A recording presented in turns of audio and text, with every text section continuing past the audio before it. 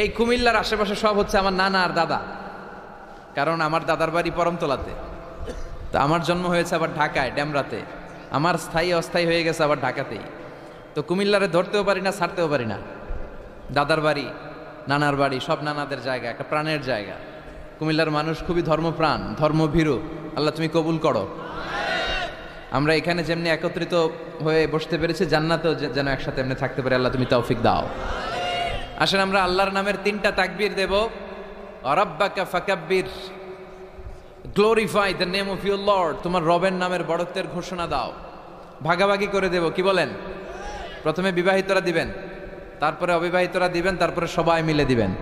কেন এরকম দেয় মিজানুর রহমান আজহারী? কেন দেয়?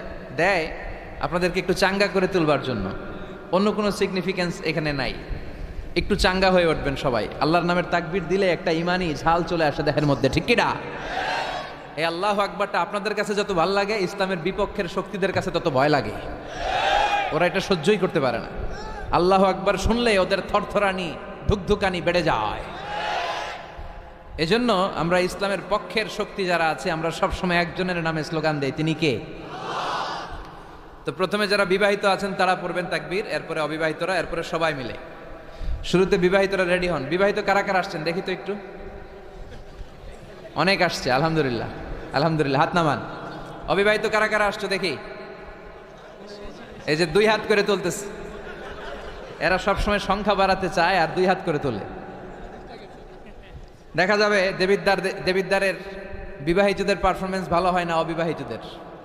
শুরুতে বিবাহিত ভাইরা রেডি হন। আমি পড়বো লিল্লাহে তাকবীর, আপনারা পড়বেন আল্লাহু আকবার। শুরুতে বিবাহিতরা রেডি, তাকবীর পড়েন। বিবাহিতরা পড়েন লিল্লাহে তাকবীর। মাশাআল্লাহ, তাবারাকাল্লাহ। এবার অবিবাহিতদের পালা। অবিবাহিতরা কাশি দিয়ে গলা ঠিক করে নিতেছে। অবিবাহিতরা রেডি? দেখি তোমাদের পারফরমেন্স কেমন হয়। পড়ো লিল্লাহে তাকবীর। মাশাআল্লাহ, এদের পারফরমেন্স ভয়ঙ্কর, ইমানি চেতনায় উদ্বুদ্ধ। আল্লাহ এই প্রাণ ঢালা উচ্ছ্বাসগুলোকে তুমি ইসলামের খাতিরে কবুল করে নাও। এবার আমরা সবাই মিলে 3 তাকবীর। কয় তাকবীর? এক একটা তাকবীরে যাতে প্যান্ডেল কেঁপে ওঠে। পারা যাবে মুসলমান? পড়েন লিল্লাহে তাকবীর, লিল্লাহে তাকবীর, লিল্লাহে তাকবীর। আল্লাহ তুমি কবুল করো। আসেন আমরা সরাসরি মহাবিশ্বয় মহাগ্রন্থ আল কোরআন আল কারীম থেকে কথা শুনি। আমি আপনাদের খেদমতে আমার খুতবা শুরুতে সূরাতু আল মুলকের একটি আয়াত তেলাওয়াত করেছি।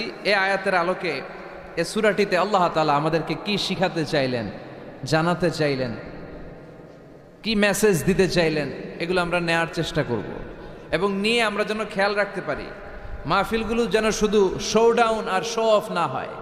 যেটাই শুনি কোরআনের যেখান থেকেই শুনেন বরকত আছে না নাই? যখন কোরআন শুনবেন রহমতের বাড়িধারা নাজিল করবে কে? একটা অক্ষর তেলাওয়াত করলে 10টা নেকি দিবে কে? একটা আয়াত তেলাওয়াত করলে জান্নাতের বিল্ডিং 1 তলা লম্বা বানায় দিবে কে?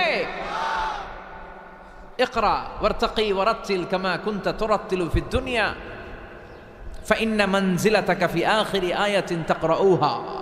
এক একটা আয়াত পড়ো আর জান্নাতের বিল্ডিং 1 তলা করে লম্বা করো। বড় বিল্ডিং হচ্ছে বুর্জ আল খলিফা। এটার কত লম্বা? খুব সম্ভবত 163 তলা লম্বা। আর দুনিয়াতে যারা কোরআন পড়ে আপনারা জান্নাতে হাজির হবেন, আপনাদের বিল্ডিংগুলো হবে কয়েক কোটি তলা লম্বা। যত আয়াত পড়ছেন তত আয়াত লম্বা। সারা জীবনে যদি 2 লক্ষ আয়াত পড়া হয়ে থাকে আপনার জান্নাতের বিল্ডিং হবে 2 লক্ষ তলা। আল্লাহ বলবেন পড় আর বিল্ডিং লম্বা কর। কি রহমতের কোরআন! পড়লে সওয়াব, ধরলে সওয়াব, শুনলে সওয়াব, তেলাওয়াত করলেও সওয়াব। এজন্য এই কিতাবটার সাথে যেন আমরা সম্পর্ক বাড়াই। Attachment, how to increase the attachment with the holy Quran. কোরআনের সাথে আমাদের সম্পর্ক আমরা কিভাবে বাড়াতে পারি? প্রতিদিন তেলাওয়াত করতে হবে, আবৃত্তি করা জানতে হবে সহি শুদ্ধভাবে। মুসলমানদের অবস্থা এমন হয়েছে, বিশ্বের সবচাইতে নন্দিত এই কিতাবটা একটু তেলাওয়াত করবার সময়টুকু আমাদের হয় না। ব্যস্ত, we are leading very super busy life. খুব ব্যস্ত আমরা, কোরআন পড়ার সময় নাই। প্রতিদিন যেন একটু তেলাওয়াত করি। রাজি আছেন তো দেবিদ্দারের ভাইয়েরা? প্রতিদিন একটু একটু তেলাওয়াত করা যাবে? আরেকটা কথা সব জায়গায় আমি বলি, মাতৃভাষায় এই কোরআনটাকে আপনাদের জানতে হবে। You have to know the holy Quran, the messages of the holy Quran in your own mother tongue, in your own language, আপনার নিজ ভাষায়। আমাদের ভাষা কি? কথা বলেন, বাংলা। এই বাংলা ভাষায় যেন আমরা কোরআন পড়ি, কোরআন শিখি। কোরআন আল্লাহ কি জানাতে চাইলেন, কি শিখাতে চাইলেন, বাংলা ভাষায় যেন আমরা এটা শিখি, আত্মস্থ করার চেষ্টা করি। দেখবেন মসজিদুল হারামে শায়েখরা যখন নামাজ পড়ায়, শায়েখ আব্দুর রহমান সুদাইস, উনি যখন আযাবের আয়াত পড়ে উনি কাঁদে, কাঁদে না? আবার মুসল্লিরাও পেছন থেকে কাঁদে। এর কারণ উনিও আযাবের অর্থ বুঝে, মুসল্লিরাও অর্থ বুঝে। আমাদের তারাবির নামাজে, এত মসজিদে তারাবি পড়লাম বাংলাদেশে, কোনোদিন কোনো তারাবির নামাজে মুসল্লি আর ইমাম সাহেবের কাঁদতে দেখছেন? কথা কন, কেন কান্দে না? বুঝে নাই কোন দিক দিয়ে আযাব গেল, কোন দিক দিয়ে গজব গেল, কোন দিক দিয়ে জাহান্নাম গেল, কোন দিক দিয়ে ফেরাউন আসলো, কোন দিক দিয়ে ইউসুফ জুলেখার কাহিনী গেল, একটাও বোঝা যায়? কথা বলেন, বোঝা যায় না। ইমাম সাহেবও বোঝে না, আমরাও বুঝি না, কেউ বুঝে না, অর্থ বুঝি না, তাই আমাদের হৃদয়ে টাচ করে না। দেখবেন ওরা আযাবের আয়াত পড়লে কাঁদে, রহমত আর জান্নাতের আয়াত পড়লে ওদের হৃদয়টা ঠান্ডা হয়ে যায়। এর জন্য সালাতে আপনি কি পড়ছেন এটা বুঝতে হবে, সালাতে আপনি কি তেলাওয়াত করতেছেন বুঝতে হবে। আজীবন পড়লেন সামি আল্লাহু লিমান হামিদা, অর্থ কি অনেকেই জানে না, আছে না নাই? এজন্য মাতৃভাষায় কোরআন জানতে হবে, কোরআন তেলাওয়াত মনোযোগ দিয়ে শুনতে হবে, কোরআন পড়তে হবে, পড়ায় দিতে হবে। আপনি কাউকে যদি সূরাতুল ফাতিহাটা শুধু শিখায় দেন, সে সারা জীবন যতবার সূরা ফাতিহা তেলাওয়াত করবে তার একটা পার্সেন্টেজ সওয়াব আপনার আমলনামায় আছে না নাই? এজন্য কোরআনের আবৃত্তি শিখা, কোরআনের অর্থ জানা মাতৃভাষায়, নিজে কোরআন পড়া, অন্যকে পড়ায় দেওয়া, এবং কোরআনের আন্দোলন করা দরকার আছে না নাই? সবসময় কোরআনের পক্ষে থাকার দরকার আছে না নাই? আল্লাহ তুমি আমাদেরকে সহি সমাজ দান করো। তাই আমরা যখনই কোরআনের কথা শুনবো নিজেদেরকে পরিবর্তনের জন্য শুনবো, ঠিক কিনা? আমার আখিরাতটাকে সুন্দর করার জন্য শুনবো। আমাদের তাফসির মাহফিলগুলো হয়ে গেছে এখন শোডাউন, অনেক লোক জড়ো হইতে হবে, স্লোগান হইতে হবে, এগুলো আছে না নাই? আমাদেরকেও বেঁধে দেয় অনেক জায়গায়, হুজুর আপনার কিন্তু আজকে মাহফিল কাঁপাইতে হবে। কি বলে? কাঁপাইতে হবে। কিন্তু অনেক জায়গায় বলে হুজুর আপনার জমাইতে হবে। কি বলে? জমাইতে হবে। আবার অনেক জায়গায় বলে হুজুর আপনার কিন্তু মাহফিলটা ধরে রাখতে হবে। কি করতে হবে? তো কোথাও আমাদের কাঁপাইতে হয়, কোথাও আমাদের জমাইতে হয়, আবার কোথাও মাহফিল ধরে রাখতে হয়। কথা বুঝতে পেরেছেন? তাই মাহফিল কাঁপানো, জমানো, ধরে রাখা, এই টেন্ডেন্সি থেকে আসেন, বেরোয় আসি। We have to make a change. আপনাকে চেঞ্জ আনতে হবে, পরিবর্তন। বিশ্বনবী পৃথিবীতে এসেছেন পরিবর্তনের জন্য। তিনি কোনো জায়গায় খারাপ কিছু দেখলেই পরিবর্তন করে দিতেন। এক সাহাবাকে জিজ্ঞেস করলেন কি নাম, মাসমুক? সে বলে ইসমি হাজান, আমার নাম হলো হাজান। হাজান মানি দুশ্চিন্তা। হাজান মানি? বিশ্বনবী বললেন হাজান কারো নাম হতে পারে? দুশ্চিন্তা এটা একটা নাম হইল? বিশ্বনবী বললেন তোমার নাম আজকে থেকে হাজান নয়, আজকে থেকে তোমার নাম সাহাল। কি নাম? সাহাল মানি সহজ। সাহাল মানি? সে বলে না ইয়া রাসূলুল্লাহ, আমার বাপ চাচা নাম রাখছে হাজান, এটা আমি ছাড়বো না। বিশ্বনবী বললেন না, সাল্লে যাও। তো সে বাড়িতে চলে গেল। যাওয়ার পর থেকে ওই যে দুশ্চিন্তা, দুশ্চিন্তা তার আর পিছু ছাড়ে না। তার ব্যবসায় লস, তার চাকরিতে লস, ওর পেটে ব্যথা, ওর মাথায় ব্যথা, ওর জ্বর, ওর মেয়ে কান্দে, ওর বউ দৌড়ায়, ওর পোলায় কয় আমি মরুম। কষ্ট আর জ্বালা ছাড়েই না। সবাই বলে ওই যে বিশ্বনবী তোমার একটা সুন্দর নাম দিয়েছিল, আনো নাই, এর বদদোয়া লাগছে, যাও নবীর কাছে মাফ চেয়ে নামটা চেঞ্জ করে আনো। হাজান ফিরে গেল বিশ্বনবীর কাছে, যে বলে ইয়া রাসূলুল্লাহ আমার হাজান নামের দরকার নাই, গোষ্ঠী কিলাই হাজান, আপনি কি নাম কইছিলেন ওইটা কোন? আবার বিশ্বনবী বলে আমি বলছিলাম আন্তা সাহাল। সাহাল মানি সহজ। সাহাল মানি? বিশ্বনবীর কাছ থেকে নাম চেঞ্জ করে সাহাল নিয়ে আসলো। সাহাল বলে যেদিন থেকে আমি নাম চেঞ্জ করেছি ওই দিন থেকে আমার জীবনের সব কাজগুলো সহজ করে দিয়েছে। কে? কি নবী ছিলেন? খালি চেঞ্জ করে দিতেন, চেঞ্জ করে দিতেন। এক নারীকে জিজ্ঞেস করলেন মাসমুকি, হোয়াটস ইউর নেম? সে বলে আমার নাম আসিয়া। আসিয়া মানে অবাধ্য। বিশ্বনবী বলেন এটা একটা নাম হইল? তোমার নাম আজকে থেকে জামিলা। জামিলা মানে সুন্দরী, বিউটিফুল লেডি। জামিলা মানে সুন্দরী। সে নাম চেঞ্জ করে জামিলা নিয়ে নিল। সবাই বলল যেদিন থেকে বিশ্বনবী তার নাম জামিলা করেছে ওই দিন থেকে মরার আগের দিন পর্যন্ত এই মহিলার সৌন্দর্যে কোনোদিন ভাটা পড়ে নাই। আবার বিশ্বনবী মক্কা থেকে মদিনায় হিজরত করতে গেলেন। বিশ্বনবী বললেন মাসমু হাযিহিল আরদ, এই জমিনের নাম কি? সবাই বলল এই জমিনের নাম ইয়াসরিব। কি নাম? মদিনার আগের নাম ইয়াসরিব। ইয়াসরিব মানে to take revenge from someone, কারো থেকে প্রতিশোধ নেয়া। বিশ্বনবী বললেন আমি যেই শহরে থাকবো ওই শহরের নাম হবে প্রতিশোধ। How come? It's quite impossible, অসম্ভব। আমি রহমতের নবী, ওমা আরসালনাকা ইল্লা I have sent you as a mercy for the entire universe. ও নবী, আমি আপনাকে গোটা বিশ্বের জন্য রহমত করে পাঠিয়েছি। রহমতের নবী যেই শহরে থাকবে ওই শহরের নাম প্রতিশোধের শহর না। আজকে থেকে এই শহরের নাম তবা কিংবা তৈবা, পবিত্র শহর। পরবর্তীতে এই শহরের নাম করা হলো মদিনাতুর রাসূল, মদিনাতুন নবী। সুবহানাল্লাহ পড়েন। আবার বিশ্বনবী আরেক এলাকায় সফরে গেলেন, বললেন মাসমু হাযিহিল আরদ, এই এলাকার নাম কি? সবাই বলে গাদিরা। কি বলে? গাদিরা। গাদিরা মানে আরদুন লা শাজারা ফিহি ওয়ালা নাবাত, এমন শহর যেই শহরে কোনো গাছ পালা লতা পাতা ঘাস জন্মায় না। বিশ্বনবী বললেন এটা একটা নাম রাখছো তোমরা গাদিরা? এই গদিরা নামের কারণেই তো এলাকায় কোনো গাছপালা হয় না, ওই এলাকায় কোনো গাছ হবে না। বিশ্বনবী বললেন মিনাল ইয়াউম, আজকে থেকে এই এলাকার নাম গাদিরা নয়, আজকে থেকে এই এলাকার নাম আমি চেঞ্জ করে দিলাম খাদেরা। খাদেরা মানে সবুজ। খাদেরা মানে কি? বিশ্বনবী নাম চেঞ্জ করে দেওয়ার সাথে সাথে ওই এলাকায় ঘাস লতা পাতায় সবুজ শ্যামল হয়ে গেল। এজন্য পরিবর্তন লাগবে। We have to make a change. পরিবর্তন লাগবে। এই লোক দেখানো মানসিকতা থেকে আমাদের বেরিয়ে আসতে হবে। মাহফিল কাঁপানো, মাহফিল জমানো, মাহফিল ধরে রাখা, এগুলো আর কোনোদিন বলবেন? বলবেন? সব হবে আমাদের একজনের খুশির জন্য। তিনি কে? চিল্লায় বলেন। তোমার আর তোমার আল্লাহর মধ্যে এমন কোনো গোপন বিষয় আছে নাকি যেটা আল্লাহ ছাড়া কেউ জানে না? তোমার জীবনে এমন কোনো গোপন দান আছে নাকি যেটা আল্লাহ ছাড়া কেউ দেখেনি? আমরা এখন দেখায় দেখায় দান করতে চাই, আছে না নাই? অমুক সমাজপতি শিল্পপতি 2 লক্ষ টাকা বলেন মারহাবা, আছে না নাই? লোক দেখানো দান, এটা মিজানের পাল্লায় উঠালে কোনো ওজন হবে না। আপনি গোপনে 1 টাকা দিচ্ছেন, এটারে উহুদ পাহাড়ের সমান ওজন করে আমলনামায় তুলে দিবে কে? এজন্য সবসময় খেয়াল রাখবেন যে একজনকে আমরা দেখাতে চাই, আমরা দেখাবো একজনকে। তিনি কে? মানুষকে দেখানোর জন্য কিছু করা যাবে? আল্লাহুম্মা রযুকনা ইখলাস, আল্লাহ তুমি আমাদের ইখলাস বাড়ায় দাও। আর জোরে পড়েন আমিন। আমরা আজকে সূরাতুল মুলক থেকে কথা শুনবো। মুলক সূরার নাম কি? এই সূরার অনেক ফজিলত আছে। এই সূরা রাত্রিবেলা যারা তেলাওয়াত করবে তাদের কবরের আযাব হবে না। কবরের কথা শুনলে ভয় লাগে না?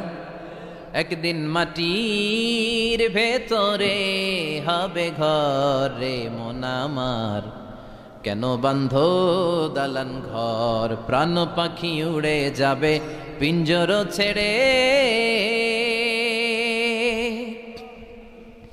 ধরা ধামে সবই রবে তুমি যাবে চলে, বন্ধু বান্ধব যত মাতা পিতা দ্বারা সুত সবই হবে তোমার পরে মন আমার, কেন বান্ধ দালান ঘর। ঠিক কিনা? চলে যেতে হবে, কেউ থাকতে পারবো না। কিন্তু এই জিনিসটা আমাদের স্মরণেই আসে না। এত ব্যস্ততা, এত মায়া জাল, এত মায়ার জালে আমরা আটকে আছি। এত ব্যস্ত লাইফ, সকালবেলা অফিস, বিকেলবেলায় অমুক কাজ, তারপরে অমুক কাজ, একটার পর একটা কাজ চলতেই থাকে। এই ব্যস্ততার কারণে আমাদের জীবনটা সুপার বিজি লাইফ আমরা লিড করছি, আমাদের জন্য সময়ই নাই, কিন্তু চলে যেতে হবে। এজন্য সাইয়েদনা ওমর ফারুক বলছেন মুতু ক্বাবলা আন তামুতু, মরার আগে একবার মরো। হাসিবু ক্বাবলা আন তুহাসাবু আলাইকুম, তোমার হিসাব নেওয়ার আগে তুমি তোমার একবার হিসাব নাও। আমাদের প্রত্যেকের নিজের একটা হিসাব আছে না নাই? কথা বলেন। নিজে খাতা কলমের মধ্যে একটু লিস্ট করবেন যে আমি জীবনে এই ভালো কাজ করেছি, এই খারাপ কাজ করেছি, আসলে আমার অবস্থানটা কই হওয়া উচিত। নিজে খাটের মধ্যে একবার শটাং হয়ে মরার মতো শুয়ে থাকবেন, ভাববেন যে আমি মরে গেছি। ভাবেন না কি হবে? ছেলেমেয়েরা কান্না করবে, আত্মীয় স্বজন কান্না করবে, মাইকে অ্যানাউন্সমেন্ট হবে অমুক এলাকার অমুক ভাই আমাদের মাঝে দুনিয়ায় নাই। বিশাল দেবিদ্বারের ময়দানে আপনার জানাজা হবে, খাটিয়াতে করে নিয়ে যাওয়া হবে। শুয়ে শুয়ে ভাববেন আগে থেকে খুদে রাখা কবরে আপনাকে ফেলে বাঁশ দিয়ে উপরে মাটি চাপা দিয়ে চলে আসবে। অন্ধকার, শুধু অন্ধকার। এই অন্ধকার যেন শেষ হতে চায় না। This is the nature of life. এই তো জীবন। কথা বলেন ঠিক কিনা? তো এগুলো ভাবার দরকার আছে না নাই? বিশ্বনবী বললেন এই সূরাটা এমন সূরা মানিআতুন মিন আযাবিল কবর। এই সূরা মুলক যারা তেলাওয়াত করবে তাদের কবরে কোনো আযাব হবে। আজকে থেকে সূরাতুল মুলকের তেলাওয়াত করা যাবে? পারা যাবে? পারা যাবে? আসেন না নিজেদেরকে একটু পরিবর্তন করি, আসেন না নিজেদের আমলের ঝুলিতে আরো কিছু বাড়াই, নিজেদের আমলগুলোকে সুন্দর করি, নিজেদেরকে আর একটু পরিচ্ছন্ন করি। প্রতিদিন রাতে সূরাতুল মুলক তেলাওয়াত করবেন ইনশাআল্লাহ, কইতে পারলেন না? 2 নম্বর ফজিলত শাফাআত লি সাহিবিহা, এই সূরা যারা তেলাওয়াত করবে এই সূরা তেলাওয়াতকারীর জন্য আল্লাহর কাছে সুপারিশ করবে। 3 নম্বর ফজিলত খাসামাত আন সাহিবিহা, এই সূরাটা কিয়ামতের দিন এই সূরার তেলাওয়াতকারীর পক্ষে আল্লাহর সাথে তর্ক করবে, ডিবেট করবে। কতক্ষণ? হাত্তা আদখালাহুল্লাহুল জান্নাহ, যতক্ষণ না আল্লাহ তাআলা এই লোকটাকে জান্নাতি বলে ঘোষণা না দেয়। আল্লাহ যতক্ষণ অ্যানাউন্স করবে he is from paradise, he will enter the paradise, আমার এই বান্দা জান্নাতে ঢুকবে, এই সার্টিফিকেট দেওয়ার আগ পর্যন্ত এই সূরা সামনে দাঁড়ায় আল্লাহর সাথে তর্ক করতেই থাকবে। আবার বিশ্বনবী বলেন, মান ক্বারা বিহা ফি লাইলাতিন ফাকাদ আকসারা ওয়া আতাবা, রাত্রি বেলায় যেই ব্যক্তি এই সূরাটা তেলাওয়াত করবে তার রাত্রিটারে বরকতময় করে দিবে কে? এজন্য বিশ্বনবী বলতেন, আমি চাই আমার প্রতিটা উম্মতের হৃদয়ে এই সূরাটা গাঁথা থাক। আমার নবী চাইতেন আমাদের অন্তরে যেন এই সূরাটা মুখস্থ থাকে। আমরা চাই না? 30টা মাত্র আয়াত। কয় আয়াত? সবাই বলেন কয় আয়াত? প্রতিদিন এক আয়াত মুখস্থ করলে আমাদের পুরো সূরাটা মুখস্থ করতে লাগবে কয়দিন? 30 দিন। 1 মাসের চেষ্টায় সূরাটা মুখস্থ করা যাবে না? দেবিদ্দারের ভাইরা, করা যাবে? আওয়াজ করে পড়েন ইনশাআল্লাহ। এই সূরার মাহাত্ম্য হচ্ছে এই সূরা আপনার দৃষ্টিভঙ্গিকে চেঞ্জ করবে, আপনার চিন্তার জগতে আন্দোলন তৈরি করবে, আপনার চোখকে খুলে দিবে, আপনার ঘুমন্ত বিবেককে জাগিয়ে দিবে। বিশেষ করে যারা স্রষ্টা নিয়ে সন্দেহে থাকে তাদের জন্য এটার ভিতরে ডোজ আছে, মেডিসিন আছে। ইয়াং ছেলে পেলে অনেকে আমাদের প্রশ্ন করে, হুজুর আল্লাহরে নিয়ে অনেক প্রশ্ন জাগে, স্রষ্টার অস্তিত্ব নিয়ে, আখেরাত নিয়ে, কবরের জীবন নিয়ে আমাদের প্রশ্নের অভাব নাই, কারণ নাস্তিক্যবাদের ছড়াছড়ি আশেপাশে আছে না নাই? ইয়াং যারা আছে তোমাদেরকে একটা বই পড়ার সাজেস্ট আজকে আমি করে যাই। বইটার নাম অনেকে জানে, প্যারাডক্সিক্যাল সাজিদ। কি নাম? লেখক হচ্ছে আরিফ আজাদ। লেখক কে? আরিফ আজাদ। বইটার নাম প্যারাডক্সিক্যাল সাজিদ। গত 21শে বই মেলায় এটা দ্য বেস্ট সেলার হয়েছিল, এজন্য নাস্তিকদের মাথা গরম। কথা বলেন। এই বছর সে আরেকটা বের করছে, প্যারাডক্সিক্যাল সাজিদ 2। এটা গতকাল থেকে বইমেলায় পাওয়া যাচ্ছে, 21শে বইমেলায়।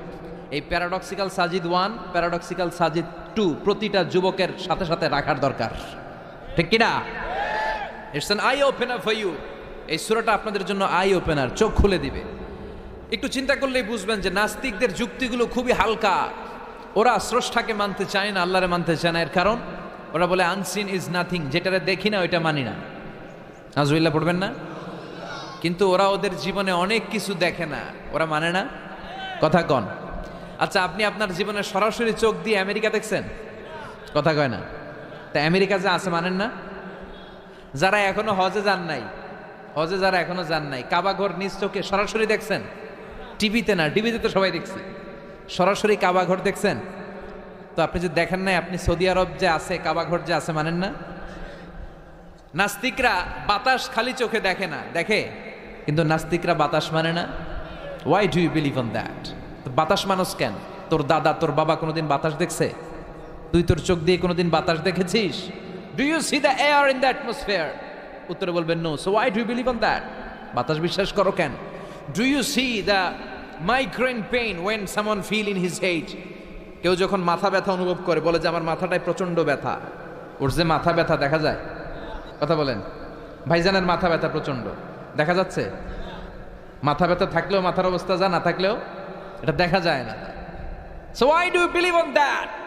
মাথা ব্যথা দেখা যায় না তো বিশ্বাস করোস কেন? এগুলো কপাল পড়া, এগুলো হচ্ছে নাম্বার 1 হাদারা মুল্লুক্কা পাঠা। এদের দলিলগুলো একেবারে নড়বড়ে। কুফানগরীতে এক নাস্তিক ছিল, সে বলে বেড়াতো আমি আল্লাহরে দেখি না তাই মানি না। কুফানগরীর লোকজন বলে আমাদের এক ইমাম আছে নাম নু'মান ইবনু সাবেত, ওনার সাথে বসলে তুমি আল্লাহরে দেখতে পাবা। সে বলে তাই, তাহলে তোমাদের ইমামকে ডাকো। সাইয়েদনা ইমাম আবু হানিফা টাইম দিলেন, এই জুমার দিন, আজকে জুমার দিন না, এই জুমার নামাজের পরে ঠিক ভর দুপুরে 2টায় সবাই আমরা একত্রিত হব। নাস্তিকও আসবে, সাইয়েদনা ইমাম আবু হানিফাও আসবে। জুমার সালাতের পরে লোকের বন্যা বয়ে গেল, বাঁধ ভাঙা জোয়ার, অনেক মানুষ। নাস্তিক এসেছে, লক্ষ লক্ষ লোক এসেছে, আসে নাই ইমাম আবু হানিফা। আসে না আসে না, আধা ঘন্টা 1 ঘন্টা 2 ঘন্টা পরে আসছে। নাস্তিক বলে, এই তোমাদের ইমাম যার কোনো সময়ের জ্ঞানই নাই, এর সাথে কিসের তর্ক? সাইয়েদানা ইমাম আবু হানিফা বলে, ইনদি উযর, আমার ওজর আছে। কি ওজর? সাইয়েদানা ইমাম আবু হানিফা বলেন, আমি ঘর থেকে বের হয়ে আসার পথে একটা নদী পার হয়ে আসতে হয়। আজকে এসে দেখি নদীর মধ্যে কোনো মানুষ টানুষ নাই, নৌকা নাই, মাঝি নাই, কিচ্ছু নাই।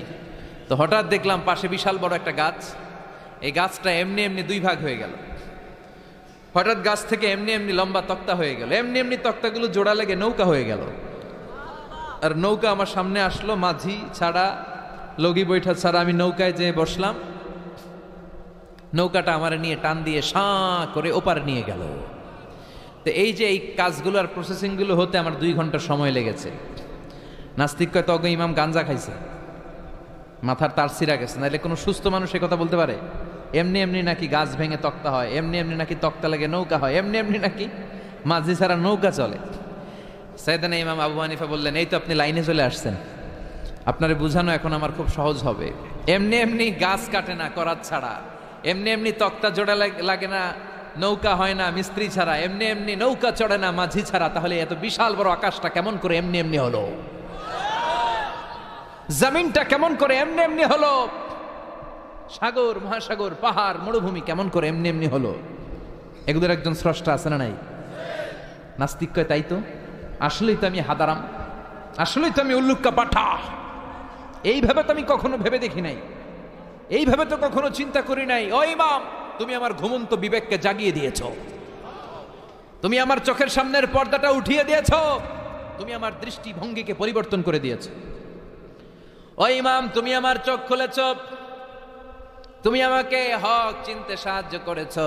আর দেরি করতে চাই না, আমারে পড়িয়ে দাও লা ইলাহা ইল্লাল্লাহু মুহাম্মাদুর রাসূলুল্লাহ। কালিমা পড়ে মুসলমান হয়ে গেছে। আল্লাহু আকবার পড়েন। এমনি নাস্তিকদের জন্য এই সূরার ভেতরে আল্লাহ তাআলা অনেক দিগদর্শন রেখেছেন, জীবন দর্শন রেখেছেন। আল্লাহ বুঝাতে চান যে গোলাম, আমারে চেনার জন্য, আমারে দেখার জন্য তোর ডক্টরেট ডিগ্রি লাগবে না, তোর ব্যাচেলর ডিগ্রি, মাস্টার্স ডিগ্রি লাগবে না। তুই আমার সৃষ্টির দিকে একটু নজর করে তাকা, একটু ঠান্ডা মাথায় চিন্তা করে দেখ, একটু সাগরের দিকে তাকা, একটু নদীর দিকে তাকা, একটু পাহাড়ের দিকে তাকা। তাকালেই তুই বুঝবি সামওয়ান ইজ কন্ট্রোলিং এভরিথিং। একজন এমডি আছে, ম্যানেজিং ডাইরেক্টর, মহা ব্যবস্থাপক, যিনি গোটা বিশ্বের সব ব্যবস্থাপনার আঞ্জাম দিচ্ছেন। চিল্লায় বলেন ঠিক কিনা? আল্লাহ বলে, তুই সাগরের দিকে তাকা, পাহাড়ের দিকে তাকা, নদীর দিকে তাকা। সাগরের দিকে তাকালে আমি আল্লাহরে খুঁজে পাবি। ঝর্ণার দিকে তাকা, ঝর্ণার মধ্যে আল্লাহর নিদর্শন আছে না নাই? ঝর্ণা ঝর্ণা ঝর্ণা রে, বলনা বলনা বলনা রে, কার বিরহে পাগল পাড়া তুই, কার মিলনে ফুল ফসলে ভরা রে তোর দুকুল ভুই, কার মিলনে ফুল ফসলে ভরা রে তোর দুকুল ভুই। ঝর্ণা ঝর্ণা ঝর্ণা রে, বলনা বলনা বলনা রে, কার বিরহে পাগল পাড়া তুই। সুবহানাল্লাহ পড়েন। ঝর্ণা দেখছেন কোনোদিন? হড়ে হড়ে দেখছেন? সিলেটে মাধবকুণ্ড, জলপ্রপাত, আর কোথায়? সীতাকুণ্ড, আর কোথায়? রাঙ্গামাটি, আর শ্রীমঙ্গল। ঝর্ণা আছে না? এই ঝর্ণার দিকে তাকাবেন, ঝর্ণার ঝরঝর শব্দের আওয়াজগুলো বুঝার চেষ্টা করবেন, দেখবেন ঝর্ণা আপনাকে বলে দিবে যে আমার স্রষ্টা কে।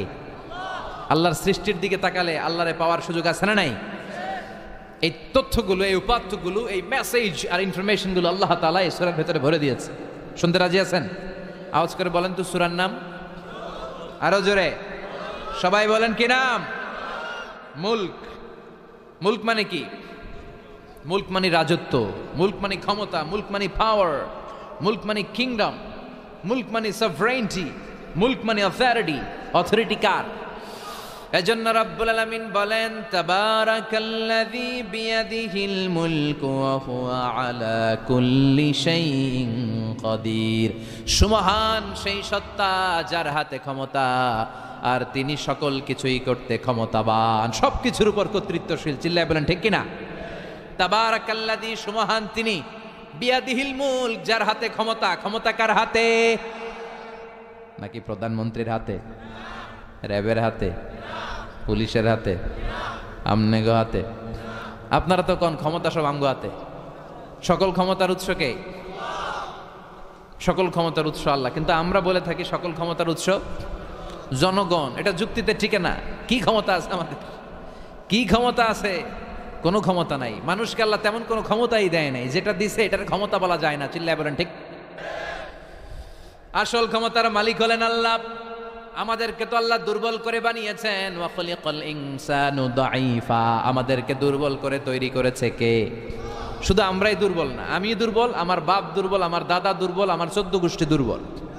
আমরা দুর্বলের ঘরের, চিল্লায় বলেন দুর্বলের ঘরের। সেই দুর্বলের ঘরের দুর্বল কয় আমরা সব ক্ষমতার উৎস। কি ক্ষমতা আছে আমার? আজকে মাহফিলের প্যান্ডেলের পেছন থেকে বলে, কেউ যদি বলে ওঠে হুজুর সাপ, কি বলে? সব দৌড়। আমি আমার নানা করে লয়ে দৌড়, তুমি এদিকে দৌড়া, চাচা আপন প্রাণ বাঁচা। সাপ কথাটা তো মজা করে বললাম, এতে অনেকে খুঁজতেছে আসলে কি সাপ।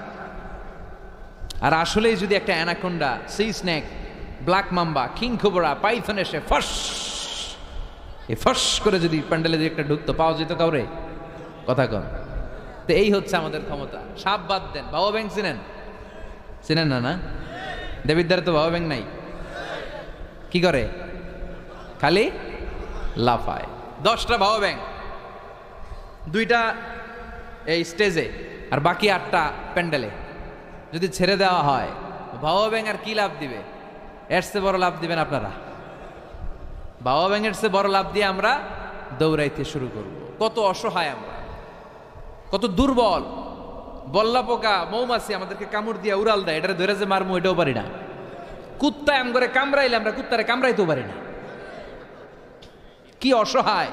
পিঁপড়া কামড় দিলে আমরা কিছু করতে পারি না। কানের ভিতরে যদি কারো পিঁপড়া ঢুকে থাকে বুঝবেন সে মজাটা কি। আহা, হ্যাঁ, বাঁচার কোনো সুযোগ নাই, কোনো ক্ষমতাই নাই। এরপরও আমরা বলি সব ক্ষমতার মালিক আমি। দেখবেন যাদের ডায়রিয়া হয় আর 5-7 বার টয়লেটে গেছে, এর চেহারার দিকে তাকানো যায় না। বৈশা গেছে, বৈশা যান।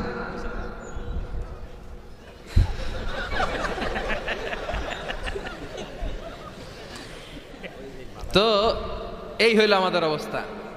5-6 বার টয়লেটে গেলে আর ওর দইরা দাঁড় করানো যায় না। কাই মরে যাইও, আরে সবাই মাফ করে দেন, আই আর হাইতেন না, আমি পারবো না, আমার মাফ করে দেন। পারবি না কেন? তুই না ক্ষমতার উৎস। কথা কন। আসলে আমাদের কোনো ক্ষমতা নাই, আমরা দুর্বল। আসল ক্ষমতার মালিক একজন, চিল্লায় বলতে হবে তিনি কে? আমরা যে কত দুর্বল।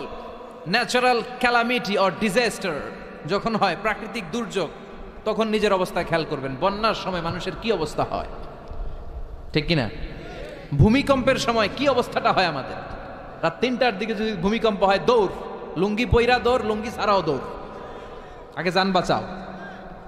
পাগল হয়ে যায়। বাচ্চাটারে কোলে নিয়ে দৌড়াবো, না স্ত্রীকে ঘুম থেকে জাগাবো, না ভাড়াটিয়াদেরকে উঠাবো, না নিজেই ছাদের উপর থেকে লাফ দেব। ত্রাস, ভয়, ভূমিকম্প, সবাই দৌড়। দেখবেন ভূমিকম্প হইলে বাড়িওয়ালাও দৌড়, ভাড়াটিয়াও দৌড়। নাকি ভাড়াটিয়ারা দৌড়ায়, বাড়িওয়ালারা দৌড়ায় না? কথা কন। ডোনাল্ড ট্রাম্প যে বিল্ডিং এ থাকে, ওইটাতে ভূমিকম্প হইলে ডোনাল্ড ট্রাম্প তো দৌড়াবে না? না, ডোনাল্ড ট্রাম্পও দৌড়াবে। আমি কিছু টেলিভিশনের লাইভ প্রোগ্রাম দেখেছি, ওইখানে উপস্থাপক আর অতিথিরা ক্যামেরা ট্যামেরা মেকআপ টেকআপ নিয়ে বসছে। একটু পরে শুরু হয়েছে ভূমিকম্প, মাইক থুইয়া দিয়া উপস্থাপক দৌড়। তো যেহেতু মেকআপ টেকআপ একেবারে ক্যামেরা ট্যামেরা সব সেটিং, অতিথিরা ওঠে না। একটু পরে আবার নাড়াচাড়া, এবার অতিথিও দৌড়। বাঁচার জন্য সব দৌড়। এই হচ্ছে আমাদের ক্ষমতার দৌড়াত্ম। এরপরও আমরা বলি আমরা নাকি ক্ষমতার উৎস। তুফান হলে, এইখানে একটা তুফান হলে 70 কিলোমিটার বেগের জাস্ট বাতাসটাকে যদি আল্লাহ এর তীব্রতা যদি বাড়িয়ে দেয়, সব দৌড় আমরা। কথা কন। আল বাহরু জুনদুম মিন জুনুদিল্লাহ, আর রিহু জুনদুম মিন জুনুদিল্লাহ। বাতাস আল্লাহর সৈনিক, আগুন আল্লাহর সৈনিক, তুফান আল্লাহর সৈনিক। চিল্লা এখন ঠিক কিনা? 2004 সালের সুনামির কথা ভুলে গেছেন? ইন্দোনেশিয়া একটা প্রদেশ আছে, বান্দা আছে, এক ধাক্কায় 3 লক্ষ সাগরের ভেতরে। জাপানের কান্টো শহরে 1 লক্ষ নয়, একটা ধাক্কায়, কয়েক সেকেন্ডের ব্যবধান। একটু আগে নাচানাচি করতেছিল, ধুম্মা চলে ধুম, একটু পরে সব হয়ে গেছে ধুম ধুম। একেবারে সাইজ করে ফেলছে কে? আহা, কোনো ক্ষমতা নাই, ক্ষমতার মালিক কে? এজন্য রাব্বুল আলামিন বলেন, তাবারাকাল্লাযী বিয়াদিহিল মুলকু ওয়া হুয়া আলা কুল্লি শাইইন কাদির। সুমহান সেই সত্তা যার হাতে ক্ষমতা, ক্ষমতা কার হাতে? কক্সবাজারে দেখবেন একটা দ্বীপ আছে, একমাত্র দ্বীপ যেটাতে পাহাড় আছে, নাম মহেশখালী। ওইখানে বৌদ্ধদের স্বর্ণ মন্দির আছে। ওখানে তুফান টুফান শুরু হইলে বৌদ্ধরাও জিকির করা শুরু করে দেয় আল্লাহর। সুবহানাল্লাহ কইবেন না? তুফানে বললে দেখবেন হিন্দু, বৌদ্ধ, আস্তিক, নাস্তিক সবাই জিকির করে একজনের, চিল্লায় বলেন তিনি কে? আমরা মাঝে মাঝে আমাদের প্রোগ্রাম স্কেডিউল এত টাইট থাকে, মাঝে মাঝে আমরা প্লেনে, হেলিকপ্টারে এক জেলা থেকে আরেক জেলায় যাই বাধ্য হয়ে। সিলেটে প্রোগ্রাম, কক্সবাজারে প্রোগ্রাম, ওই অমুক জায়গায় প্রোগ্রাম, তো ফ্লাইট ধরা লাগে। তো আমরা আভ্যন্তরীণ ফ্লাইটে চড়ে চড়ে আমরা যাই। তো আমরা যখন যাই, ওখানে কিছু এয়ার হোস্টেস থাকে বিমানের ভেতরে, এদেরকে বলে বিমানবালা। খুব সুন্দরী স্মার্ট নারীদেরকে তারা রিক্রুট করে, নিয়োগ দেয়। এদের যদি 3-4টা সন্তান হয়ে যায়, এদেরকে আবার চাকরিতে রাখে না। সৌন্দর্যটাই যাদের পুঁজি। তো এরা লিপস্টিক মেখে, পারফিউম মেখে, মেকআপ করে, ভেরি বিউটিফুল লেডি। ওরা আসে, এসে আমাদেরকে খাবার টাবার দেয়, ইনস্ট্রাকশন দেয়। তো বিমানটা, আভ্যন্তরীণ বিমানগুলো বাংলাদেশের ভেতরে যেগুলো চলে, এগুলো 14 থেকে 15,000 ফিট উপরে ওঠে। তো বিমানটা প্রথমে রানওয়েতে টাক্সি করে, মানে বিমান যখন মাটিতে চলে এটাকে বলে টাক্সি। কি বলে? টাক্সি ছেড়ে যখন উপরে ওঠে এটারে বলে টেক অফ। কি বলে? তো এটা যখন বিমানটা যখন টেক অফ করবে, তখন দেখলাম এই এয়ার হোস্টেসগুলো, যেগুলোর পর্দা নাই, হেজাব নাই, শালীনতা নাই, মাইক্রোফোন হাতে নিয়ে ঘোষণা দিচ্ছে, ভদ্র মহিলা এবং ভদ্র মহোদয়গণ, আপনারা আপনাদের সিট বেল্টগুলো বেঁধে নিন। এখনই আমাদের উড়োজাহাজটি শাহজালাল আন্তর্জাতিক বিমানবন্দর থেকে শাহ আমানত বিমানবন্দরের উদ্দেশ্যে 15,000 ফিট দিয়ে উড়ে যাবে। এরপরে পড়তে শুরু করে আল্লাহু আকবার, আল্লাহু আকবার, আল্লাহু আকবার। তো আমি উল্টা ঘুরে তাকাইলাম, কিরে এই মাইয়া আল্লাহু আকবার কয় কেমনে? ঘুরা দেখি হাতের মধ্যে এরকম কাগজ, এই কাগজ থেকে দেখে দেখে পড়তেছে। উচ্চারণ কিন্তু আমগমতো না, পড়তেছে আল্লাহু আকবার, আল্লাহু আকবার, আল্লাহু আকবার, সুবহানাল্লাযী সাখখারা লানা হাযা। পুরো দোয়াটাই পড়ছে, ওমা কুন্না লাহু মুকরিনিন ওয়া ইন্না ইলা রাব্বিনা লামুনকালিবুন। তো আমি হিসাব মিলালাম, ঘটনা কি? লিপস্টিক, মেকআপ, সুটেড, বুটেড, পারফিউম মাখা, হিপ হপ স্টাইলের মেয়ে, এরা আল্লাহু আকবার পড়ে কেন? তো তখনই খেয়াল করে দেখলাম যে বিমানটা এখন ছাড়ছে, জমিন ছেড়ে দিয়ে 15,000 ফিট উপরে যাচ্ছে।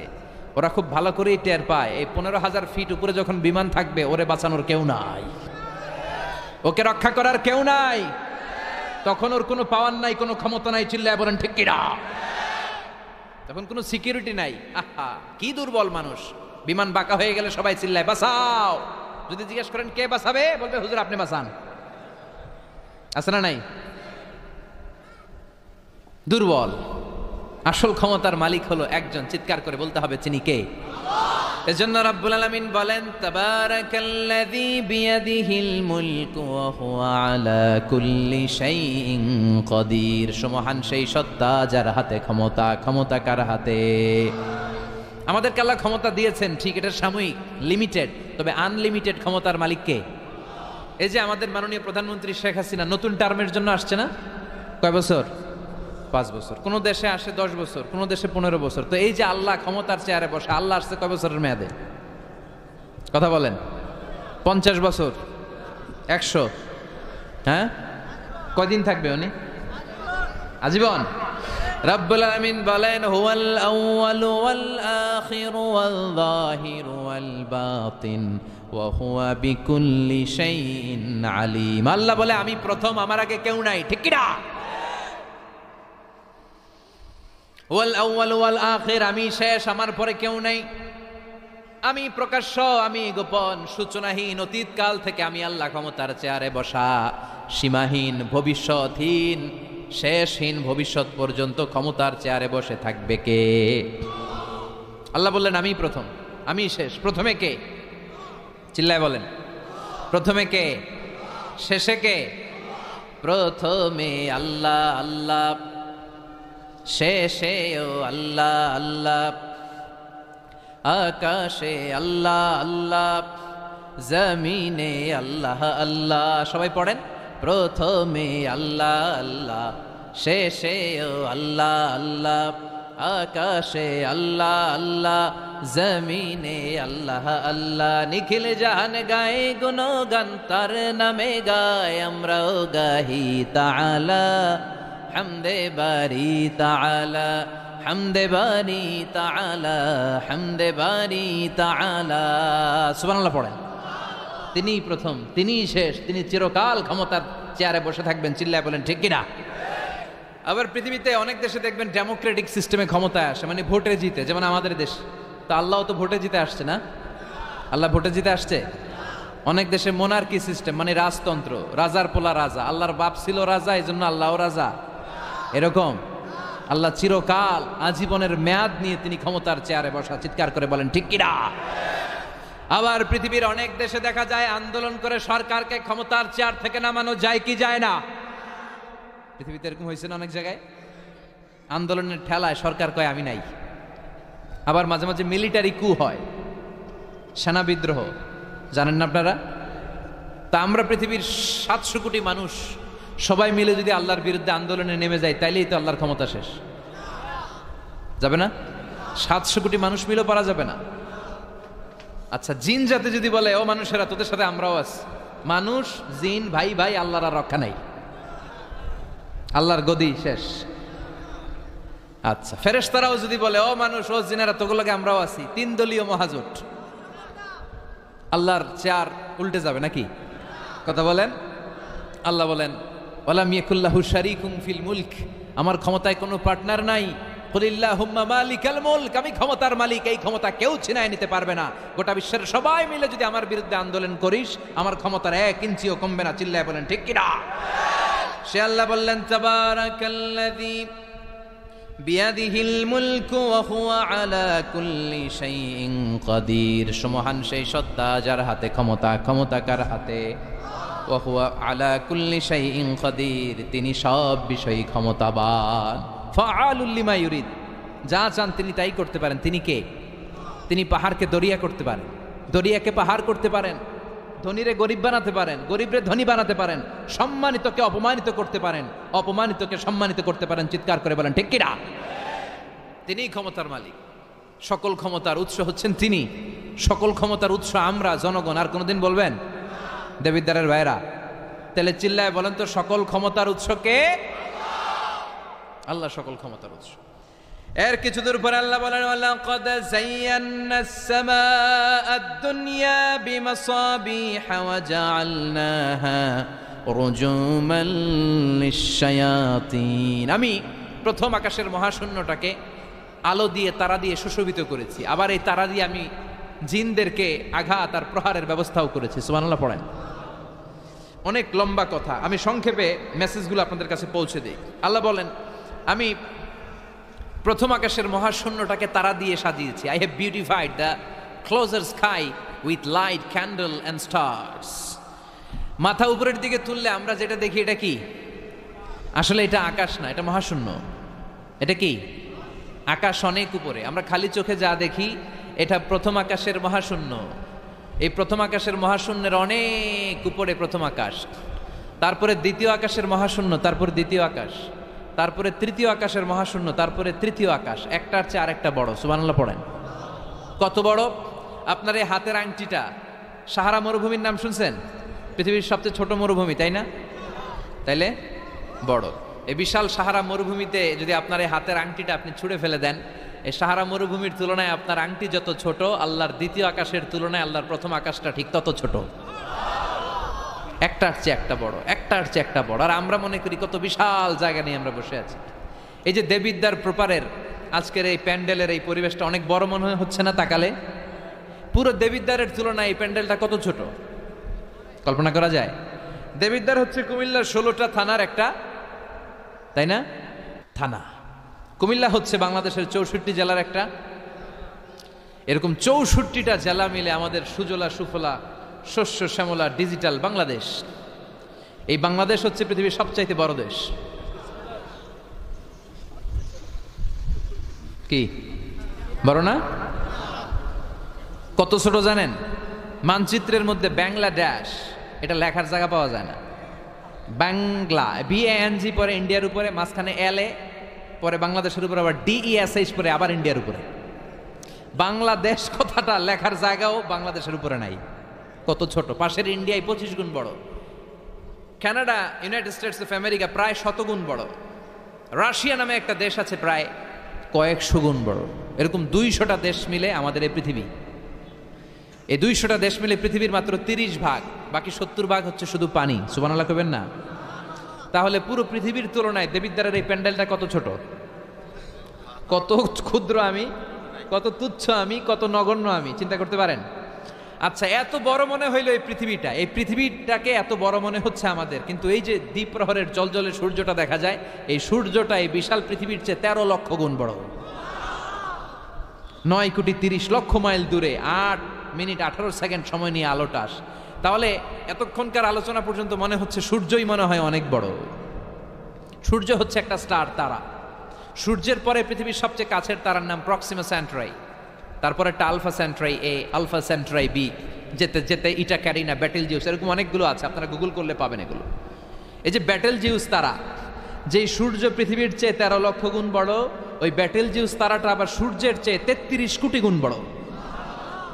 তাহলে এতক্ষণ পর্যন্ত বোঝা যাচ্ছে ব্যাটেল জিউসই মনে হয় বড় না। ব্যাটেল জিউস এত ক্ষুদ্র তারা, এটার কোনো নাম নিশানাই নাই অন্য তারকার সামনে। চিল্লায় এখন আল্লাহু আকবার। এরকম লক্ষ লক্ষ অযুত, লক্ষ নিযুত, কোটি, মিলিয়ন, বিলিয়ন, ট্রিলিয়ন, জিলিয়ন, ফিলিয়ন, অক্ট্রিলিয়ন তারা নিয়ে আমাদের গ্যালাক্সি গঠিত। আমাদের এই গ্যালাক্সির নাম মিল্কি ওয়ে। কি নাম? আমাদের গ্যালাক্সির পরে সবচেয়ে কাছের গ্যালাক্সির নাম অ্যান্ড্রোমেডা। আমাদের গ্যালাক্সি থেকে অ্যান্ড্রোমেডায় পৌঁছতে আলোর গতিতে কেউ যদি পৌঁছতে যায় তাহলে 2.5 মিলিয়ন লাইট ইয়ার সময় লেগে যাবে। 2.5 million light year. Light year মানে আলোকবর্ষ। আলোকবর্ষ বললাম এজন্য, মানে আলোর গতিতে যদি আপনি ছোটেন। এই পৃথিবীতে আবিষ্কৃত সবচেয়ে দ্রুত গতিসম্পন্ন যে উপাদানটা পাওয়া গিয়েছে সেটার নাম লাইট, মানে আলো। সেটা কি? এই আলো 1 সেকেন্ডে ছুটে 1,86,000 মাইল বেগে। সুবহানাল্লাহ। বাড়িতে গিয়া 1 সেকেন্ডে 1 লক্ষ, 1 ঘন্টায় না কিন্তু, 1 মিনিটেও না, আরে 1 সেকেন্ড কই দিতে 2 সেকেন্ড লাগে মি, কথা কন। সেই 1 সেকেন্ডে নাকি আলো ছুটলে 1,86,000 মাইল চলে যায়। তো আলোর গতিতে গতিসম্পন্ন কোনো রকেট, যেই রকেট আলোর গতিতে ছুটবে, এরকম কোনো রকেট যদি আপনারা বানাতে পারেন, তাহলে আমাদের গ্যালাক্সি থেকে, আমাদের মিল্কি ওয়ে থেকে আমাদের সবচেয়ে কাছের গ্যালাক্সি অ্যান্ড্রোমেডাতে পৌঁছতে আপনার 25 লক্ষ বছর লেগে যাবে। চিল্লায় পড়েন না আল্লাহু আকবার। এই প্রথম আকাশের মহাশূন্যটাকে এরকম তারা দিয়ে সুশোভিত করে দিয়েছে কে? রাতের বেলা তারার মেলা যদি আপনি তাকান অবাক হবেন। এখন তো তারার সৌন্দর্য দেখা যায় না লাইটিং ফাইটিং এর কারণে। আগে যখন গ্রামে আসতাম দেখতাম কি সুন্দর তারা, সুন্দর সুন্দর তারা আছে। সবচেয়ে উজ্জ্বল একটা তারা আছে, এটার নাম ধ্রুব তারা। কি তারা? ধ্রুব তারা। একটা আছে শুকতারা। 60টা তারার একটা চ্যানেল আছে, এটার বলে সপ্তর্ষি মণ্ডল। অনেকে রাতের তারাটারা চিনে না। আগের নাবিকরা আকাশের তারা দেখে পথ চলতো। সুবহানাল্লাহ পড়েন। এই তারকারাজি দিয়ে প্রথম আকাশের মহাশূন্যটাকে সাজিয়ে দিয়েছে কে? এরপরে সূরার প্রথম রুকুর শেষে আল্লাহ বললেন, ওয়াসিররু قولكم أو اجهروا به إنه عليم بذات الصدور ألا يعلم من خلق وهو اللطيف الخبير। আল্লাহ বলেন, তুমি গোপনে কিছু বলো কিংবা প্রকাশ্যে বলো, তুমি যাই বলো না কেন, কথাগুলো শোনে কে? আপনি আওয়াজ করে, এই যে আওয়াজ করে আমরা কথা বলতেছি, শুনে কে? আওয়াজ বন্ধ করে মনে মনে ভাবতেছি, ওইটা মনে আল্লাহ শোনে না? কথা বলেন। 7 আকাশের উপরে আল্লাহর আরশ, ওই আরশের উপরে আল্লাহর অবস্থান। 7 জমিনের নিচেও যদি কোনো পিঁপড়া নীরবে নিঃশব্দে হেঁটে যায়, আল্লাহ বলে এত উপর থেকে আমি ওই পিঁপড়ার হেঁটে চলার পায়ের আওয়াজটাও শুনতে পাই। কেউ যেটা শোনে না, শোনে কে? এরপর আল্লাহ বললেন, হুয়াল্লাযী জাআলা লাকুমুল আরদা যালুলান ফামশু ফি মানাকিবিহা ওয়া কুলু মির রিজকি ওয়া ইলাইহিন নুশুর। আল্লাহ বললেন, তিনি এমন সত্তা যিনি তোমাদের জন্য জমিনটারে সমতল বানিয়ে দিয়েছেন। জমিনের যেখান দিয়ে প্রয়োজন হেঁটে যাও আর রিজিক তালাশ করো, কিন্তু সবশেষে তার দিকে ফিরে যেতে হবে, ঠিক কি না? জমিনটারে সমতল করলো কে? আজকের এই প্যান্ডেলটা সমতল না? কথা কন না, উঁচা নিচা? আজকে এদিকে যদি উঁচা হইতো, এদিকে নিচা, এদিকে খাদ, এদিকে গর্ত, এদিকে আবার উঁচা, বসতে পারতেন? কি সমতল! বিমান থেকে নিচের দিকে তাকালে এটা ভালো টের পাওয়া যায়, মনে হয় সবুজ কার্পেটিং করা। এটা একটা কার্পেট, এটা একটা কার্পেট, কার্পেট কার্পেট, পুরো বাংলাদেশটা মনে হয় যেন আল্লাহ তাআলা সবুজ কার্পেট দিয়ে ডেকোরেশন করে রেখেছে। আল্লাহ বলে সবুজ কার্পেট দিয়ে ডেকোরেশন করেছি দেখে ভেবে নিও না তোমরা বেঁচে গেছো। নাফরমানি আর গাদ্দারি করলে সবুজ কার্পেটের ভিতরেও আগুন আছে না নাই? কি মেকানিজম? উপরে কার্পেট, নিচে আগুন। কার্পেটের নিচে কি? আল্লাহ কোরআনে কসম কেটেছেন, ওয়াল বাহরিল মাসজুদ, ফুটন্ত সাগরের পানির কসম। দুনিয়ার কোনো সাগরের পানি গরম না, সব ঠান্ডা, কিন্তু আল্লাহ বললেন ফুটন্ত টকবকে সাগরের পানির কসম আমি খেলাম। অনেক গবেষণা হলো এই সাগরের পানি নিয়ে। আমেরিকান নেভাল একাডেমির এক চিফ ইঞ্জিনিয়ার উনি বললেন কোরআনে পাওয়া গেল টকবকে সাগরের পানির কসম, কিন্তু সাগরের পানি তো ঠান্ডা, এখানে গরম আসলো কোত্থেকে? আসলে আল্লাহ সাগরের নিচে যে গরম মজুদ রেখে দিয়েছেন ওইটার দিকে খেয়াল করে বলেছে। তো সে গবেষণা করতে চাইলো দেখি সাগরের ভিতরে আগুন কই আছে। কোরআন যেহেতু বললো টকবকে সাগরের পানির কসম, আসলে কোনো আগুন টাগুন খুঁজে পাওয়া যায় কিনা। সে সাগরের ভেতরে পাইপ ঢুকাতে শুরু করলো, জোড়া লাগিয়ে লাগিয়ে গবেষণা। তো পাইপ যেতে যেতে অনেক সাগরের গভীরতা শেষে তলা পাওয়া গেল। তলার ভেতরে সে ড্রিল করে পাইপ ঢুকাতে লাগে। সে পেয়ে গেল মাটির স্তর, এরপরে পাললিক শিলার স্তর। পৃথিবীর ভিতরে কিন্তু অনেকগুলো স্তর আছে জানেন? এই যে পানিগুলো আমরা নষ্ট করি এই পানি কিন্তু খাই, আমাদের পেশাবই আমরা খাই। আমাদের এই প্রস্রাবও যদি পৃথিবীর 4-5টা স্তর শেষে নিচের দিকে চলে যায়, এটা মিনারেল ওয়াটারের মতো হয়ে যায়। এই 4-5টা স্তর মাটির ভেতরে রেখে দিয়েছে কে? পাললিক শিলা, রূপান্তরিত শিলা, আগ্নেয়গিরির শিলা। এরপরে যখন সে পাইপ ঢুকাতে শুরু করেছে, সে দেখতে পেল এই পাইপগুলো গলে গলে গলে গলে পানি হয়ে যায়। এত আগুন, এত গরম। সে তো অবাক, সে অবাক পৃথিবীর ভিতরে এত আগুন আসলো কোত্থেকে। তো এই আগুনের টেম্পারেচারটা কতটুকু পাওয়ারফুল এটা চেক করার দরকার আছে না নাই? সে বলল I need fire proof pipe, bring from America. America থেকে ফায়ার প্রুফের পাইপ আনো, পরীক্ষা চালায় দেখি। ফায়ার প্রুফের পাইপ আনা হলো, এবার ফায়ার প্রুফের পাইপ ঢুকাইতে শুরু করছে। সাগর শেষে তলা, পাললিক শিলা, রূপান্তরিত শিলা, আগ্নেয়গিরির শিলা। ওই আগ্নেয়গিরির শিলার পরে যখন ফায়ার প্রুফের পাইপ ঢুকাতে শুরু করেছে, যেই পাইপে আগুন ধরে না, সে দেখতে পেল ফায়ার প্রুফের পাইপগুলো আগুনে গলে গলে ধোঁয়া আর পানি হয়ে যায়। তাহলে এই সবুজ কার্পেটিং এর নিচে আগুন আছে না নাই? এই আগুন মজুদ করে রেখেছে কে? সে আল্লাহ বললেন আমিনতুম মান ফিস সামাই আন ইয়াখসিফা বিকুমুল আরদা ফাইদা হিয়া তামুর। তোমরা কি ভেবেছো নাকি সবুজ কার্পেটের উপরে আনন্দে নাচানাচি করবা, আনন্দে লাফালাফি করবা, কিন্তু এই জামিনটারে মুহূর্তের মধ্যে দোলা দিয়ে দিতে পারে কে? খাসাফ মানে হচ্ছে ল্যান্ডস্লাইড, মুহূর্তে ভূমিটা কেঁপে যেতে পারে, পুরো পৃথিবীটা ফাইদা হিয়া তামুর কেঁপে উঠবে, ট্রেম্বলিং, ভাইব্রেশন শুরু হয়ে যাবে, পুরো পৃথিবীটার কাঁপাকাঁপির চোটে তোমরা এটার উপর দাঁড়িয়েও থাকতে পারবে না। তার মানে নিচে, এই পৃথিবীর নিচে আযাব আর গজব, আগুন মজুদ করে রেখেছে কে? আবার আল্লাহ বলল উপরের দিকে তাকাও, দেখবা মেঘমালায়, মেঘমালার উপরও আমি আল্লাহর আযাব আছে না নাই? আমিনতুম মান ফিস সামাই আন ইউরসিলা আলাইকুম হাসিবা ফাসাতা'লামুনা কাইফা নাযীর। আমি চাইলে উপর থেকে আইয়ুরসিলা আলাইকুম হাসিবা, হাসিবা মানে হচ্ছে পাথর বৃষ্টি, শিলাবৃষ্টি। দেবিদ্বারে তো কখনো শিলাবৃষ্টি হয় নাই না? কবে হয়েছে? এবছর হয়েছিল। শিলাবৃষ্টি হইলে দেখবেন যে ছাগল গরুর মাথায় পড়লে বড় বড় শিলা, ছাগল মরে যায়। মানুষের মাথায় পড়লে মানুষ মরে যায়, টিনের চাল ভেঙে যায়, বাড়িঘর ভেঙে সব শেষ। তো এরকম শিলাবৃষ্টি যদি হয় আমরা বাঁচবো? অ্যাসিড বৃষ্টি হলে, উল্কা বৃষ্টি হলে, আচ্ছা আলোচনা চলবে কটা পর্যন্ত? 4:30। আচ্ছা, উল্কা বৃষ্টি, পৃথিবীর সবচাইতে বড় সাইজের উল্কাটা পড়েছিল দক্ষিণ আফ্রিকার হোবা সিটিতে। ওটার ওজন ছিল 60 মেট্রিক টন। কয় মেট্রিক টন? কথা কন। আজকে এই প্যান্ডেলের উপরে যদি একটা পড়ে, দেবিদ্বার থানার উপরে যদি পড়ে, পুলিশ ফাঁড়ির উপরে যদি পড়ে, বঙ্গভবনের উপরে যদি পড়ে, ক্যান্টনমেন্টের উপরে যদি পড়ে, বাঁচাবে কে? Donald Trump. চিল্লায় বলেন বাঁচাবে কে? তার মানে উপরেও আযাব, নিচেও আযাব, যে কোনো মুহূর্তে এই আযাব দিয়ে আমাদেরকে শেষ করে দিতে পারে কে? লূত আলাইহিস সালামের কওমের একটা বদখাসলাত ছিল হোমোসেক্সুয়ালিটি, সমকামিতা। আল্লাহ শাস্তি হিসেবে পুরো জমিনটারে উল্টিয়ে দিলেন। ফাজআলনা আলিয়াহা সাফিলাহা, আল্লাহ উল্টায়া ছেড়ে দিলেন, সব শেষ। ওইখানে এখন ডেড সি, আল বাহরুল মাইয়িত, মৃত সাগর, গজবের জায়গা। এই সাগরে কোনো কাঁকড়া নাই, চিংড়ি মাছ নাই, ব্যাং নাই, শ্যাওলা নাই, মাছ নাই, কিচ্ছু নাই। এরকম মুহূর্তের মধ্যে আযাব আর গজব দিয়ে আমাদেরকেও শেষ করে দিতে পারে কে? শুধু বিশ্বনবীর দোয়ার বরকতে আমরা বেঁচে যাই। বিশ্বনবী দোয়াতে বলেছেন, আল্লাহ আমার আগের উম্মতদেরকে তুমি যেমনি আযাব দিয়ে গজব দিয়ে একবারে শেষ করে দিয়েছো, আমার গুনাহগার উম্মতদেরকে এইভাবে শেষ করে দিও না। বিশ্বনবীর দোয়ার বরকতে আমরা বেঁচে যাই। এরপর আল্লাহ বললেন, নাস্তিকরা কি মুক্ত বিহঙ্গের দিকে তাকায় না?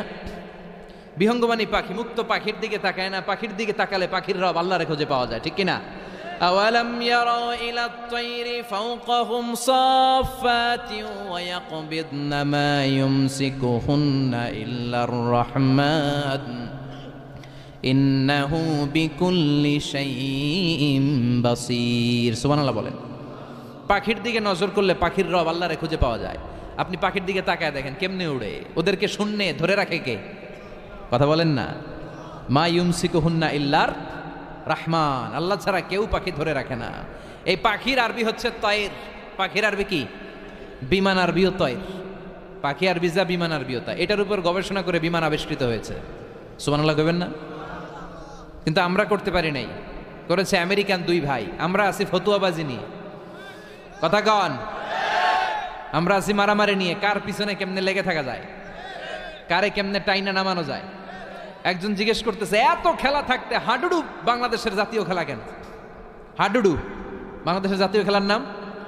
তো আরেকজন উত্তরে বলতেছে, এর কারণ বাংলাদেশে কেউ উন্নতি করবে, ভালো কাজ করবে, এটা অন্যরা সহ্য করতে পারে না। উপরে উঠতে চাইলে ওরা ঠ্যাং ধরে নামাবে। এজন্য হাডুডু খেলা এই দেশের জাতীয় খেলা। হাডুডু খেলা দেখছেন? একটা সামনে যাইতে চাইলে সবাই কাবাডি কাবাডি কাবাডি কাবাডি বইলাই ওর ঠ্যাং ধরে কি করে পিছনের দিকে নিয়ে আসে, ওরা সামনে যাইতে দিবেই না। এই হচ্ছে আমাদের স্বভাব। চিল্লায় বলেন ঠিক কিনা? খালি ফতুয়াবাজি, ও খারাপ, ও খারাপ, ও কাফের, ও কাফের, ও 20 কারণে কাফের, তুই 40 কারণে কাফের। এই কাফের মারা গেলে যে কবর দেয়া হবে, কবরের উপরে যে ঘাস উঠবে, ওই ঘাস যে গরু খাবে, ওই গরুর দুধ যে খাবে, ও কাফের। কথা বলেন। তো এই ফতুয়াবাজি নিয়ে থাকলে আমরা বিমান আবিষ্কার করব কেমনে? উইলভার রাইড অর উইল রাইড, দুই ভাই। আওয়ালাম ইয়ারাউ ইলা তায়রি ফাওকাহুম সাফাতিন ওয়া ইয়াকবিদন। আল্লাহু আকবার। গবেষণা করে করে এই দুই ভাই বানিয়ে ফেলেন 1903 সালে। তবে এখনকার মতো এত উন্নত বিমান না। আপনারা আজকেই গুগল করবেন যে কিভাবে ইনভেনশন অফ এরোপ্লেন আবিষ্কার হলো কেমনে, দেখবেন যে দুই ভাই পাহাড়ের মধ্যে শুয়ে শুয়ে মাসের পর মাস পাখি নিয়ে গবেষণা করেছে। আমাদের গবেষণা করার সময়টাও নাই। অন্যদের পিছনে লেগে থাকলে গবেষণার সময় থাকবে? কথা কন। এই দল ওই দলের গালি দেয়, এই দল ওরা কয় তুই ভারতপন্থী, ওই দল এরা কয় তাহলে তুই পাকিস্তানপন্থী। তো বাংলাদেশপন্থী কেডা? কথা কন। আমরা সাধারণ জনগণ বাংলাদেশপন্থী। চিল্লায় বলেন ঠিক কিনা? উইলভার রাইট অর উইল রাইট, দুই ভাই বানায় ফেললো বিমান।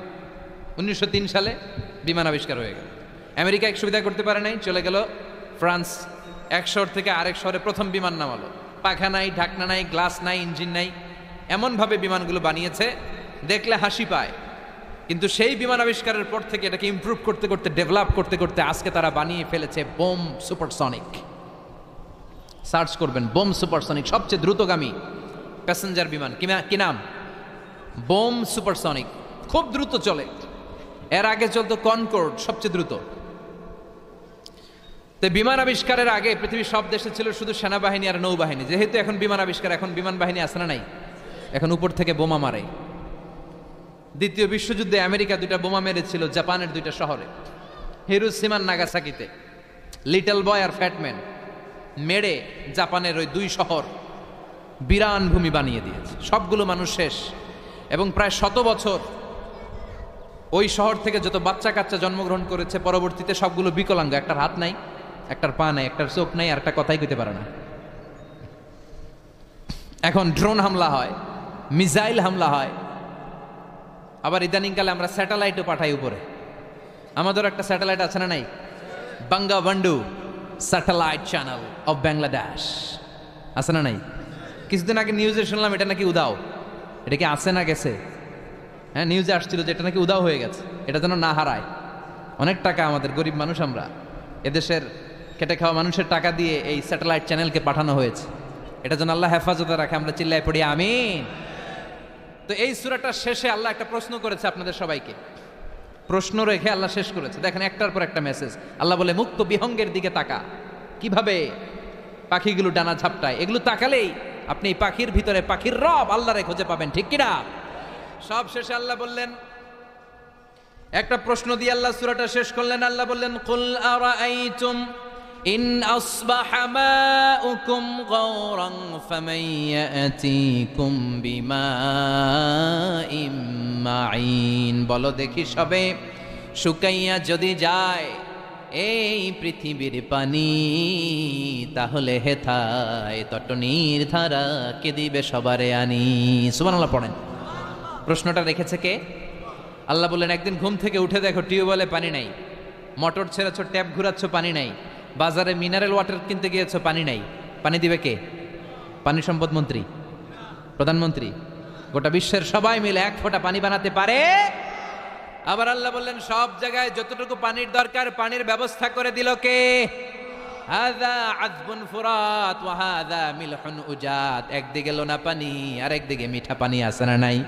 মিঠা নদীর পানি আল্লাহ তোমার মেহেরবানি। পড়েন সবাই, সুন্দর ফুল সুন্দর ফল মিঠা নদীর পানি আল্লাহ তোমার মেহেরবানি। সুবহানাল্লাহ পড়েন।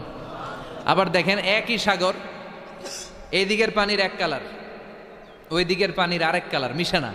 এই দৃশ্যটা আপনারা নিজ চোখে দেখছেন নাকি? কই দেখছেন? কয় মোবাইলে। আর বেটা মোবাইলে তো সবাই দেখছে, চোখে সরাসরি দেখছেন? পদ্মা নদীতে দেখা যায়। কোথায় আছে? চাঁদপুরের মোহনাতে, মোহনাতে দেখা যায়। আমি মিশরের নীল নদ আর ভূমধ্য সাগর দেখছি, মিলে না। মারাজাল বাহরাইনি ইয়ালতাকিয়ানি বাইনাহুমা বারযাখুন লা ইয়াবগিয়ান ফাবিআইয়ি আলাই রাব্বিকুমা তুকাযযিবান। দুই দিক থেকে দুই ধরনের পানি বয়ে যায়, মাঝখানে অদৃশ্য ব্যারিকেড দিয়ে দিয়েছে কে? এই পানির ডেনসিটি হাই, এটার ডেনসিটি কম, এটা টেম্পারেচার হাই, এটা টেম্পারেচার কম, এটা লোনা, এটা মিঠা, এজন্য একটার সাথে আরেকটা মিশে না। এই পানির স্রষ্টা কে? পানি চাইবো কার কাছে? এই পানির অপর নাম যেমনি জীবন, আবার বেশি পানি হয়ে গেলে মরণ। কথা কন। সাইয়েদনা নূহ আলাইহিস সালামের কওমকে বেশি পানি দিয়ে মানে বন্যা দিয়ে শেষ করে দিয়েছে কে? এজন্য নিচে আযাব, উপরে আযাব, চারিদিকে আযাব, চারিদিকে জুনদুম মিন জুনুদিল্লাহ, আল্লাহর সৈনিকেরা অপেক্ষা করছে। গাদ্দারি নাফরমানির মাত্রা যদি বেড়ে যায় মুহূর্তেই সব ধূলিসাৎ করে দিতে পারে কে? এজন্য ক্ষমতার মালিক আমরা, জীবনে বলা যাবে? চিল্লায় বলেন তো, ক্ষমতার মালিক কে? চাইতে হবে কার কাছে? বাঁচানোর মালিক কে? হেফাজত